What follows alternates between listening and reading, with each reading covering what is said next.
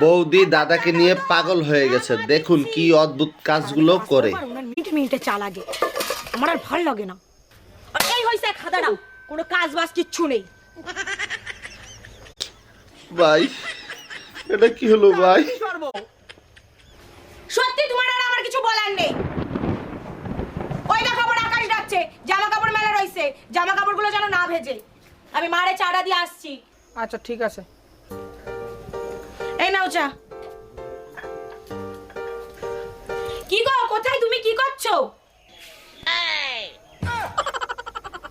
এই হদারাম রে নেমে কোথায় যাব, কোথায় রাখবো রে? কেন, তুমিই তো বলেছো জামা কাপড় যাতে না ভেজে, আমি তো প্লাস্টিক দিয়ে দিছি। বৌদি দাদাকে দেখেন অযথা কষ্ট করায়, এখন দোষটা কার, বৌদির না দাদার? হাদারাম দাদু। বৌমা,